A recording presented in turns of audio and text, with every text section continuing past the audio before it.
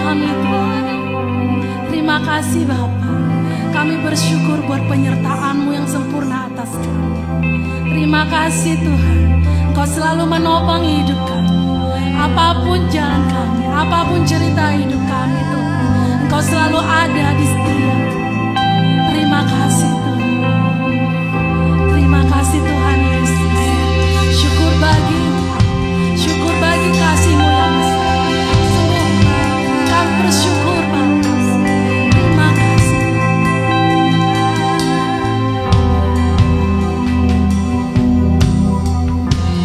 Oh, your praises never leaves me, and you'll never.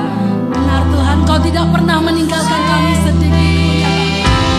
Oh, your praises never leaves me, and you'll never forsake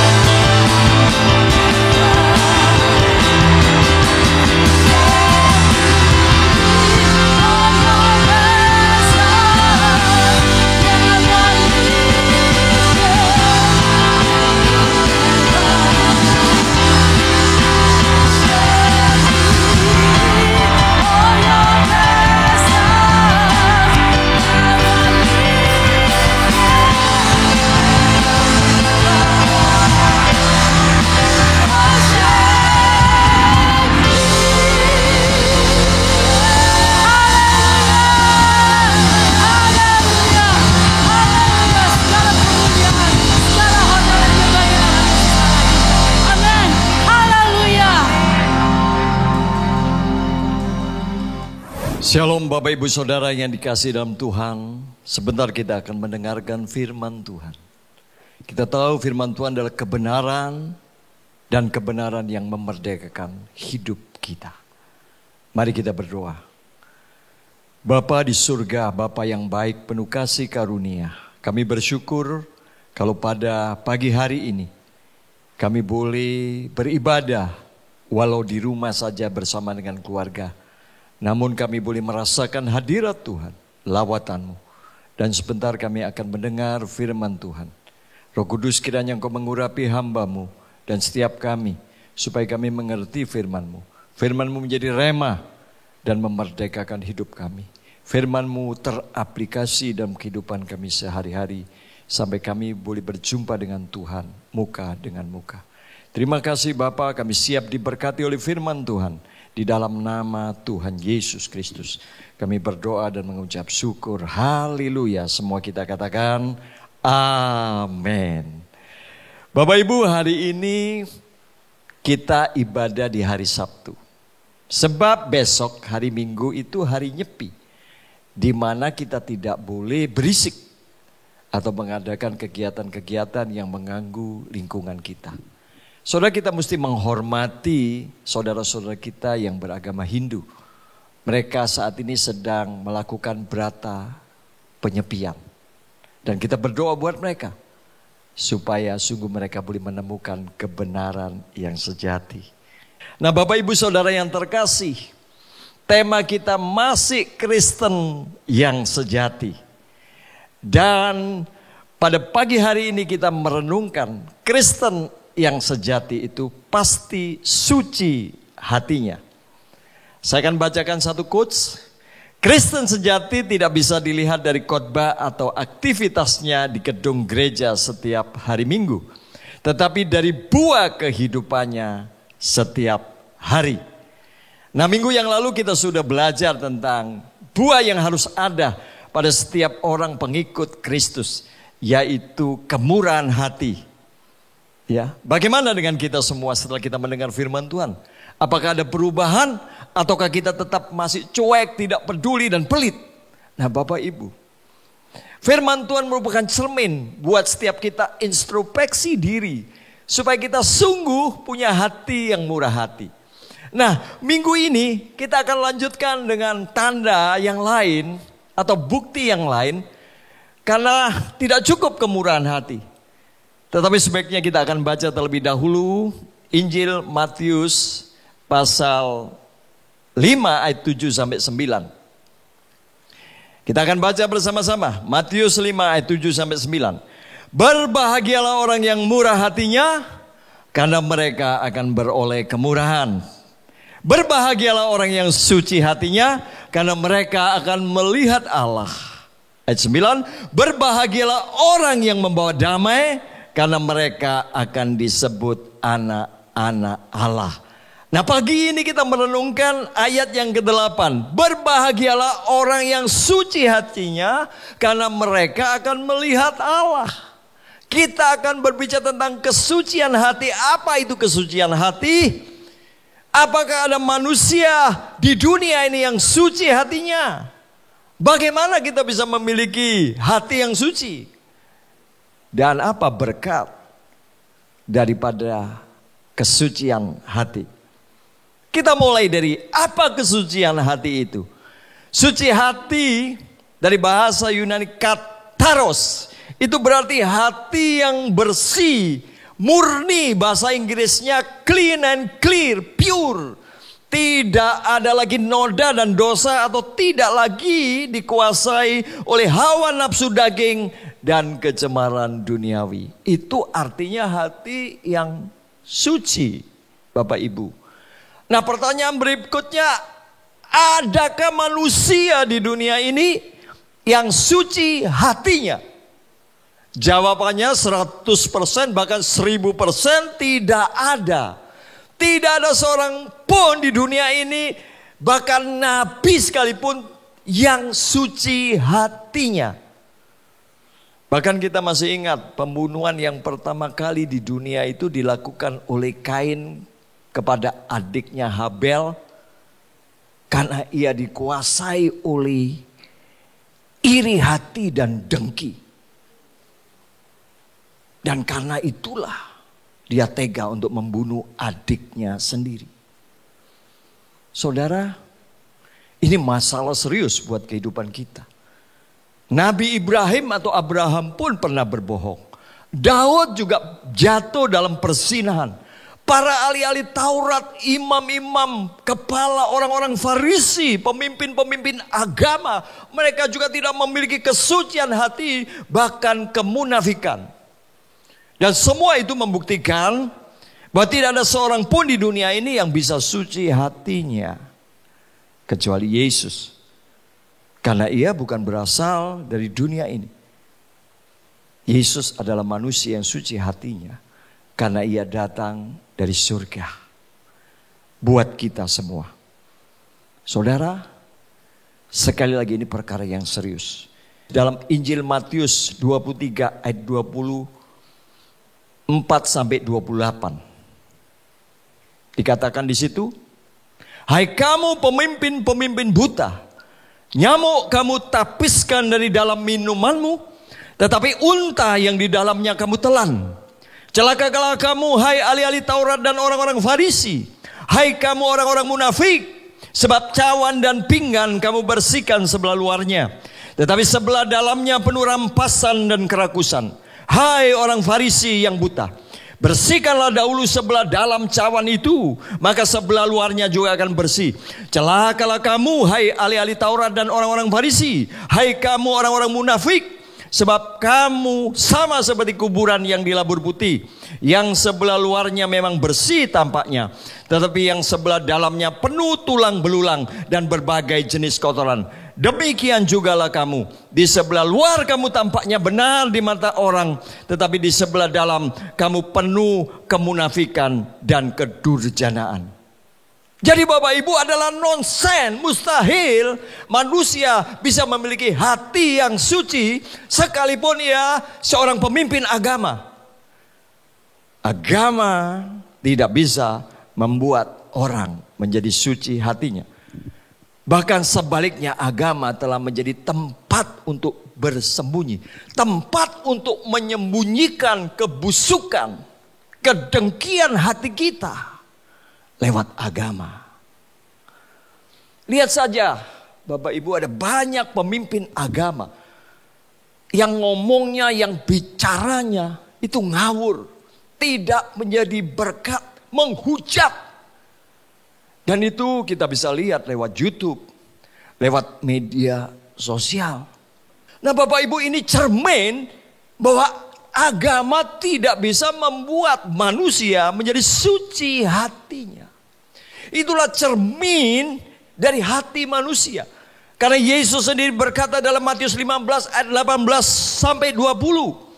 Tetapi apa yang keluar dari mulut berasal dari hati, dan itulah yang menajiskan orang. Karena dari hati timbul segala pikiran jahat, pembunuhan, perzinahan, percabulan, pencurian, sumpah palsu, dan hujat. Itulah yang menajiskan orang. Saudara, pertanyaannya berikutnya. Bagaimana manusia, bagaimana kita bisa disucikan? Dengan apa kita disucikan?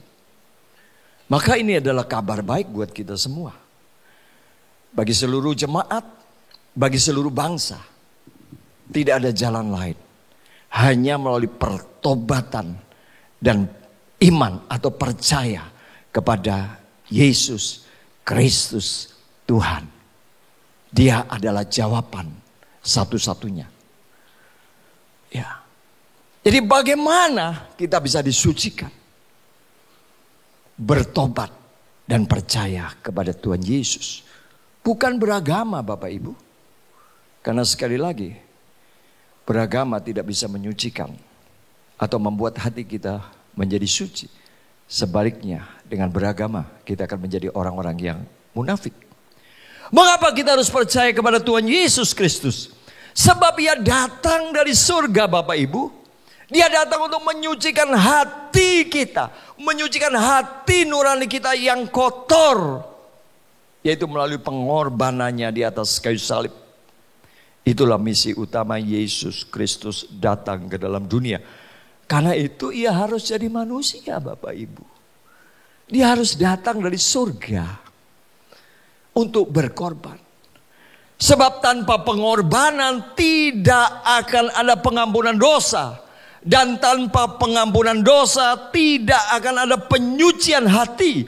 Dan tanpa penyucian hati tidak akan ada seorang pun yang dapat melihat Allah. Dan jika kita tidak bisa melihat Allah, maka kita akan binasa dalam api neraka yang kekal. Maka bertobat dan percaya kepada Tuhan Yesus Kristus itu harga mati. Artinya tidak dapat ditawar-tawar lagi. Ibrani 9 ayat 14 dikatakan, betapa lebihnya darah Kristus yang oleh roh yang kekal telah mempersembahkan dirinya sendiri kepada Allah sebagai persembahan yang tak bercacat, akan menyucikan hati nurani kita dari perbuatan-perbuatan yang sia-sia, supaya kita dapat beribadah kepada Allah yang hidup. Yang pertama Bapak Ibu, bertobat artinya sadar bahwa kita ini manusia celaka.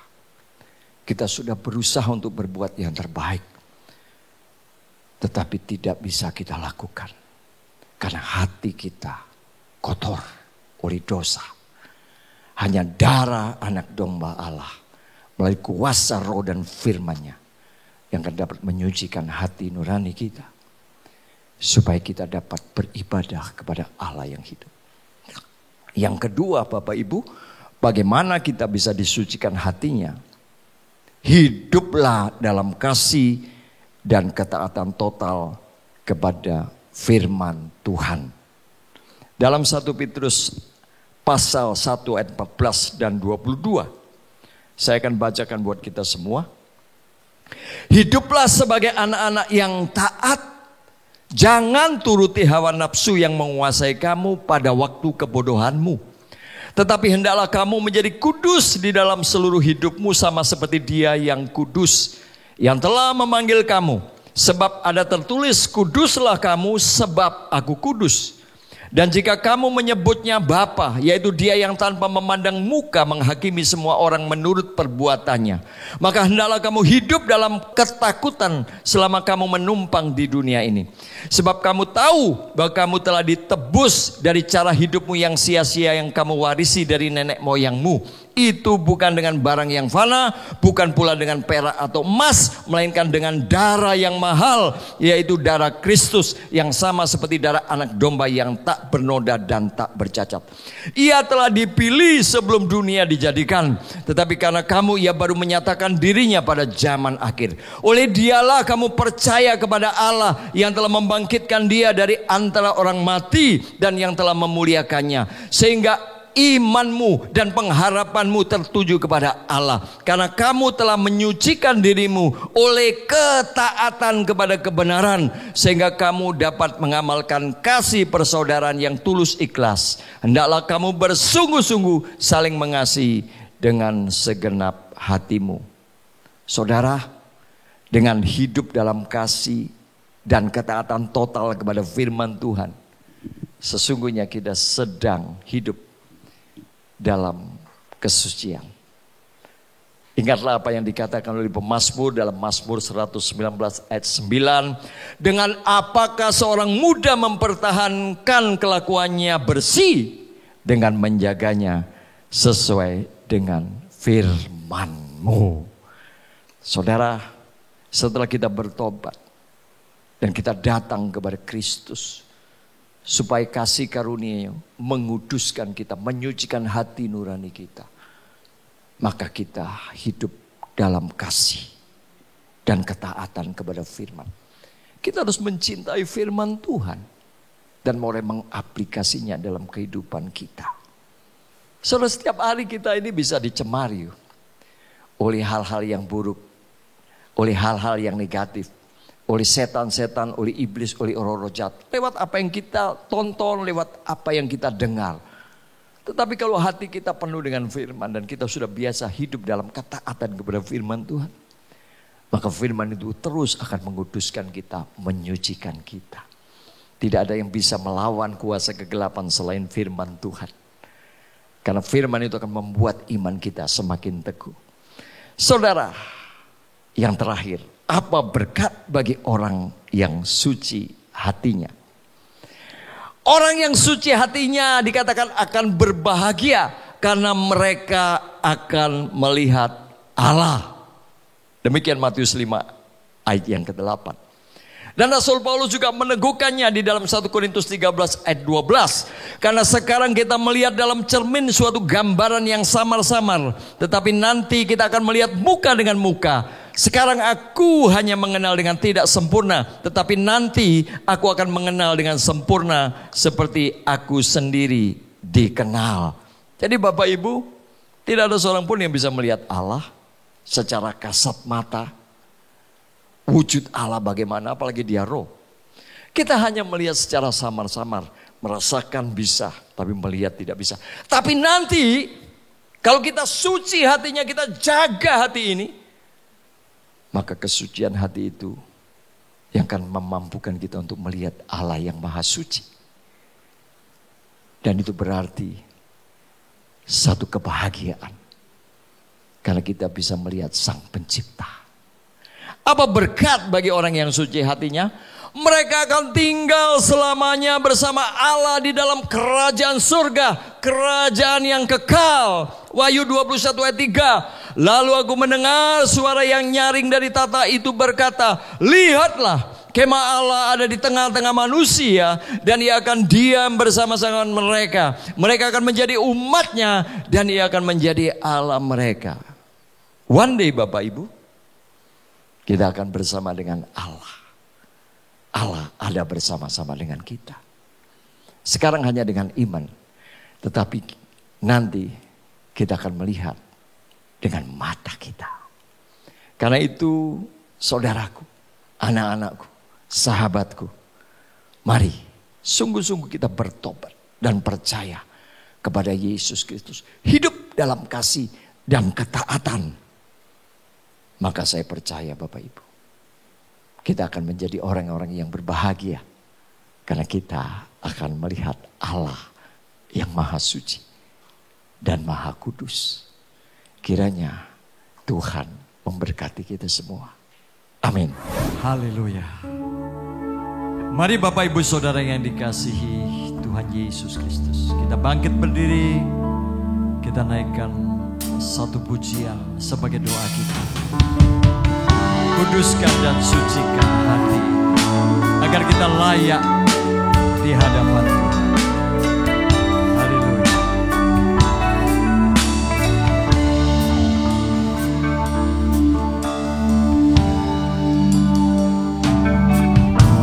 Sucikan dan kuduskan hati ini untuk layak menghadap hadirat-Mu. Tubuh jiwa rohku ku serahkan padamu. Ku menyembah-Mu. Tinggikan nama-Mu ya Tuhan. Mulialah nama-Mu ya Tuhan. Tiada lain, tiada lain seperti Engkau ya Allahku. Besar kuasa-Mu. Tiada lain seperti Engkau ya Allahku. Besar kuasa-Mu. Sucikan dan kuduskan hati ini untuk layak menghadap hadirat-Mu. Tubuh jiwa rohku, tubuh jiwa rohku ku serahkan padamu. Ku menyembah-Mu. Tinggikan nama-Mu, tinggikan nama-Mu ya Tuhan. Mulialah nama-Mu ya Tuhan. Tiada lain seperti Engkau ya Allahku. Besar kuasa-Mu.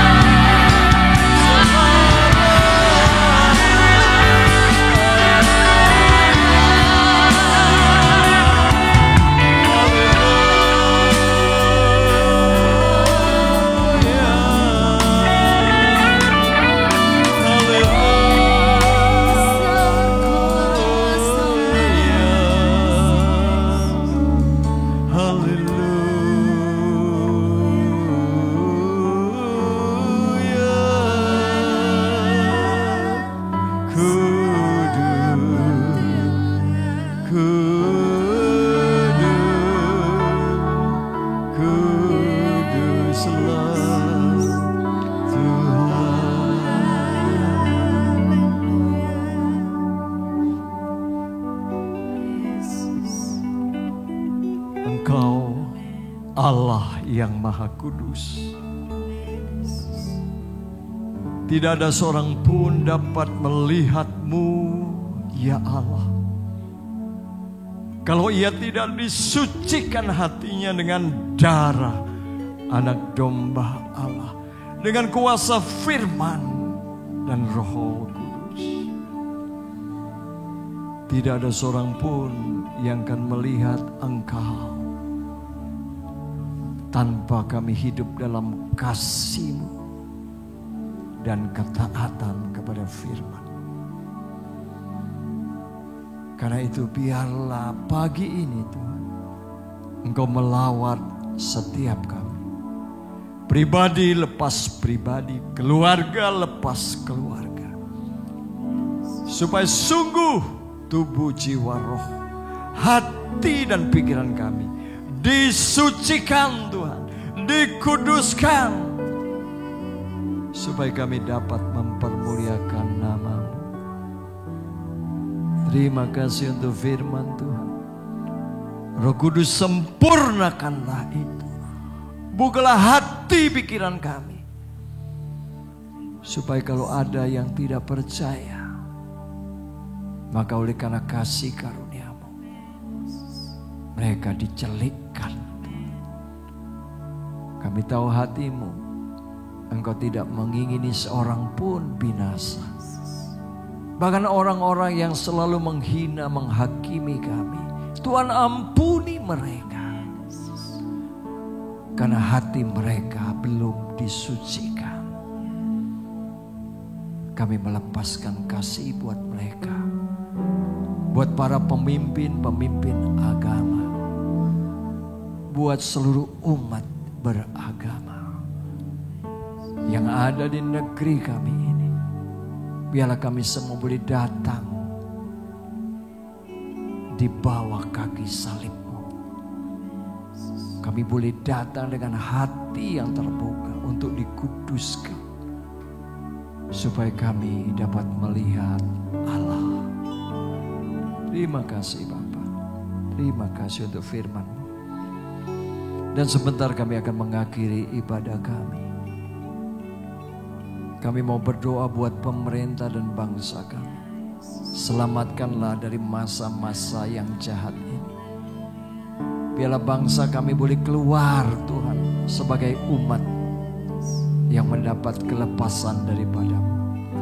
Berkati Bapak Presiden kami, Bapak Wakil Presiden kami, seluruh menteri, pejabat pemerintah, dari pusat sampai daerah, mulai dari gubernur sampai ke Lian Banjar, RT RW Tuhan berkati, TNI dan Polri, mulai dari Panglima, Kapolri sampai Pangdam dan Kapolda serta jajarannya Tuhan berkati. Para medis, dokter, perawat, khususnya dalam melaksanakan vaksinasi bagi COVID-19 di seluruh Indonesia. Biarlah semuanya boleh berjalan dengan lancar Tuhan. Dan kami semua mendapat kelepasan daripada wabah ini. Terima kasih Bapak. Berkati seluruh sidang jemaat-Mu. Kami bersyukur. Kami semua aman dalam perlindungan-Mu. Engkau telah memberikan hati kami yang penuh dengan kemurahan. Engkau telah menyucikan hati kami, sehingga kami dapat membawa damai bagi negeri kami, bagi kota kami. Terima kasih Bapa. Mari saudara yang dikasihi Tuhan, angkat tanganmu ke surga, arahkan hatimu senantiasa kepada Bapa surgawi, dan terimalah berkat-Nya. Tuhan memberkati engkau dan melindungi engkau. Tuhan menyinari engkau dengan wajah-Nya dan memberikan engkau kasih karunia. Tuhan menghadapkan wajah-Nya kepadamu dan memberikan engkau damai sejahtera, sukacita yang sejati, hikmat, roh takut akan Allah, iman, pengharapan, dan kasih yang agape. Diberkatilah engkau dengan berlimpah-limpah di dalam nama Bapa, Putra, dan Roh Kudus hari ini, esok, sampai Maranatha Tuhan datang kedua kali, bahkan sampai selama-lamanya. Haleluya, semua kita katakan